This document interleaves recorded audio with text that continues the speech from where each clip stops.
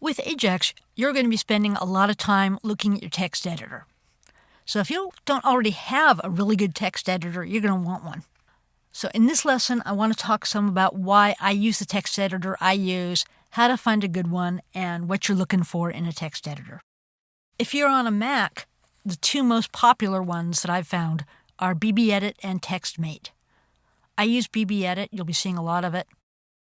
However, there are many people who just love TextMate and just can't imagine living without it. So both of them are perfectly good options. If you're on Windows, a couple of text editors that I've heard good things about and used a little bit are UltraEdit and eTextEditor. And for either platform, Mac or Windows, and Unix as well, there's also the Eclipse IDE and Komodo.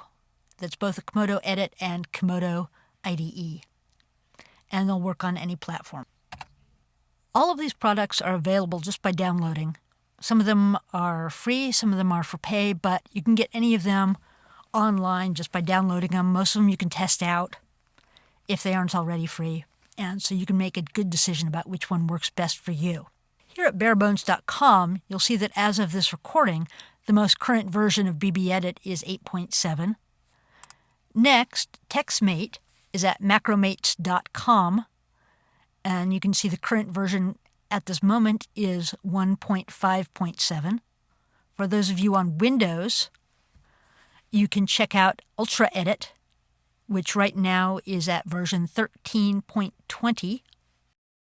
For those still on Windows, there's the eTextEditor, which is similar to TextMate, but on Windows. So if you've been a Mac user or you're both on Mac and Windows and you find you really like TextMate, you might want to check out eTextEditor on Windows, because then you can use some of the same automation tools on both platforms.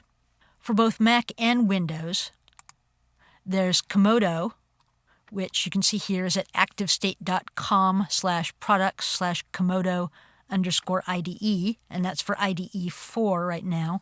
There's also Komodo Edit 4, which is the free version that has a little less functionality, but it might be all that you need. And lastly, there's Eclipse.org, which is the home of the Eclipse Open Development Platform.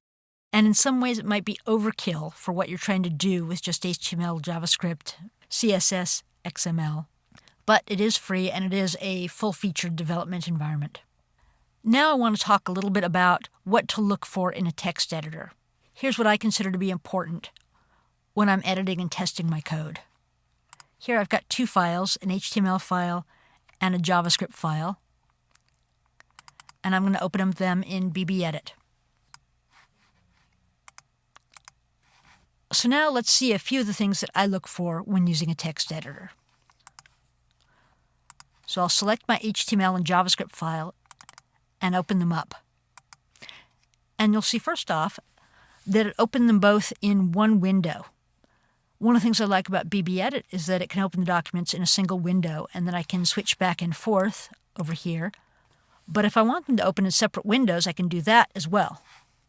Another feature, over here on the left, you'll see that there are line numbers, and this can help with debugging. For instance, if your debugger tells you that you have a problem on line 20, it's handy to be able to see immediately what's going on line 20. Another feature that you'll want in a text editor is line numbers. One of the main reasons that line numbers are handy is because a debugger will tell you, for instance, that you have a problem with line 5, and you want to be able to see at a glance what line 5 is and not have to go through and count 1, 2, 3, 4. With this, I can see that this is line 5, and I'll know immediately where the problem is. Other important features that you can see, for instance, BBEdit has syntax coloring. I can differentiate at a glance what my tags are, what my strings are, what my attributes are, and it makes it very easy to be able to figure out if there's a problem. For instance, if I've left off a quote somewhere, you can immediately see that things are just the wrong color. Another important feature is syntax coloring. The reason why this matters is because it can tell you at a glance if you have a problem. Right now you can see, for instance, that my tags are colored blue, links are colored in red, attributes are in pink, their values are in brown. If, for example, I'm missing a closing quote,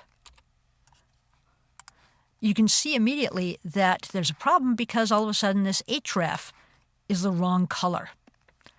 And then I know that something's odd, and I can just see that because of the color, which helps me track down all kinds of issues before they actually become problems. Now, if we switch over to our JavaScript file here, and I can do that just by clicking on the script.js file, BBEdit helps you write code in a number of different ways. For instance, you can see that the word function here is in blue. That lets me know that I'm working on a function, and BBEdit just knows that certain keywords such as function, var, else, if, and so on are to be done in blue. And then I can see again at a glance that there's a problem. Another useful feature is balancing. You can see here I have the cursor just after an open brace, and I can go to the View menu and say Balance, and it will then show me where the end of that function is, where the matching brace is to that opening brace. You can see now that BBEdit has highlighted that area, so I can see exactly what is in that function and what is not. Once I have this highlighted, I can go back up to the View menu and I can say Fold the selection. Now, folding is a useful feature where the text editor just hides the code from you. It hasn't disappeared, it hasn't gone away, and you can tell right now that something is there because you've got this ellipsis, the 3 dots there. And now if I scroll up to the top, everything that isn't in that function is showing. That function is there, it's just hidden, and you know it's there and hidden, actually not just because of the dots, but also because there are missing line numbers. You can see that we skip straight from line 8 to line 31. That's because that code is folded, it's hidden. And it's a handy way to look through a whole lot of code at once because you can hide, say, the parts of the code where you know things are fine and not have to keep jumping back and forth between 2 or 3 different areas. You can see all of it that you want to see at one time. And then when you want to see it again, you just double-click on the ellipsis and it opens up again.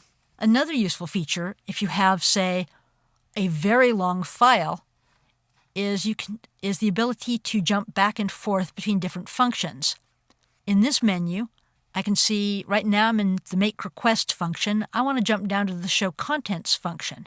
I just select it here, and boom, I've scrolled all the way down to the end and the last function.